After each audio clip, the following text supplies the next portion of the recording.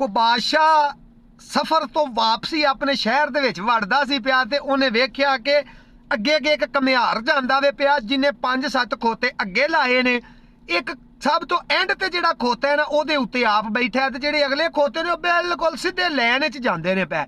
वो बादशाह ने 15-20 मिनट वेख्या। वेखण तो बाद ना उन्हें वजीर नूं आख्या यार कमिहार नूं तू ना बुला के लिया। वजीर गया जाके कमिहार नूं दस्सिया, कमिहार हाज़र हो गया। उन्हें पूछया जी बादशाह सलामत की हुक्म है।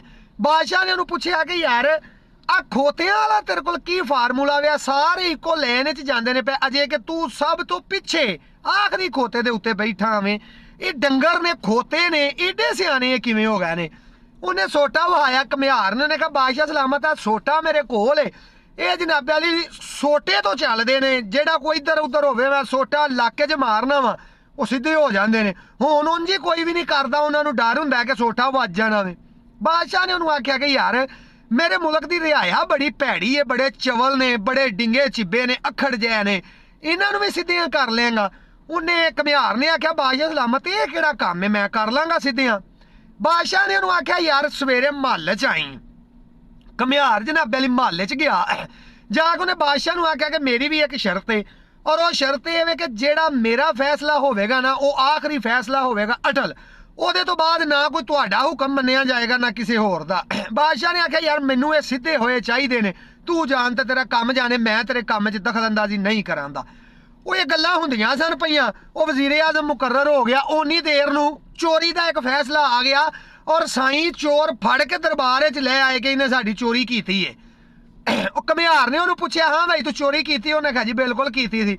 कमिहार जलाद नूं आख्या जा तलवार लिया इहदे हत्थ वड्ड दे।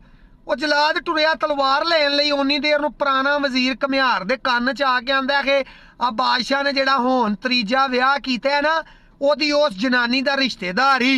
ओहदा आख्या चल तू कम कर जाके। जलाद तलवार लैके नेड़े आ गया। वो फिर वजीर याद कराने लई ना कमिहार नूं ते आया, आके उन्हें आख्या जी तेन मैं अगे भी दसिया है कि बादशाह की तीसरी जनानी का रिश्तेदार ही, तो मुड़ जा। उन्हें ओहदी गल इग्नोर करके ना ਉਹ ਜਲਾਦ ਨੂੰ ਆਖਿਆ ਕਿ ਇਹਦੇ ਹੱਥ ਵੱਢ ਕਾਲ ਨਾਲ। ਜਲਾਦ ਨੇ ਤਲਵਾਰ ਸਿੱਧੀ ਕੀਤੀ ਤੇ ਉਹ ਫੇਰ ਉਹਦੇ ਕੰਨ ਦੇ ਨੇੜੇ ਆ ਗਿਆ। ਜਲਾਦ ਗੱਲ ਸੁਣ ਕੇ ਖਲੋ ਗਿਆ ਕਿ ਹੋਰੇ ਮਾਫੀ ਮਿਲ ਜਾ, ਅੱਗੇ ਹੁੰਦਾ ਜੂ ਇੰਜ ਹੀ ਆਇਆ ਸੀ। ਉਹਨੇ ਕਮਿਹਾਰ ਨੇ ਉਹਦੀ ਤੀਸਰੀ ਵਾਰੀ ਫੇਰ ਗੱਲ ਸੁਣ ਕੇ ਨਾ ਤੇ ਜਲਾਦ ਨੂੰ ਆਖਿਆ ਤੂੰ ਉਰਾ ਪਹਿਲਾਂ ਇਹਦੀ ਖਿੱਚ ਕੇ ਨਾ ਤੇ ਜ਼ਬਾਨ ਵੱਢ। ਜਲਾਦ ਆਇਆ ਉਹ ਖਿੱਚ ਕੇ ਜ਼ਬਾਨ ਤੇ ਤਲਵਾਰ ਮਾਰੀ, ਜ਼ਬਾਨ ਵੀ ਵੱਢ ਛੜੀ, ਚੋਰ ਦੇ ਹੱਥ ਵੀ ਵੱਢ ਛੜੇ। ਉਸ ਤੋਂ ਬਾਅਦ ਉਸ ਮੁਲਕ ਦੇ ਵਿੱਚ ਕਿਸੇ ਬੰਦੇ ਕੋ ਵਾਧਾ ਘਾਟਾ ਨਹੀਂ ਸੀ ਕੀਤਾ। एक कमिहार अल्लाह सानू भी इंज दा दे छड़े ना ते साडा भी पाकिस्तान तरक्की कर ही जाएगा।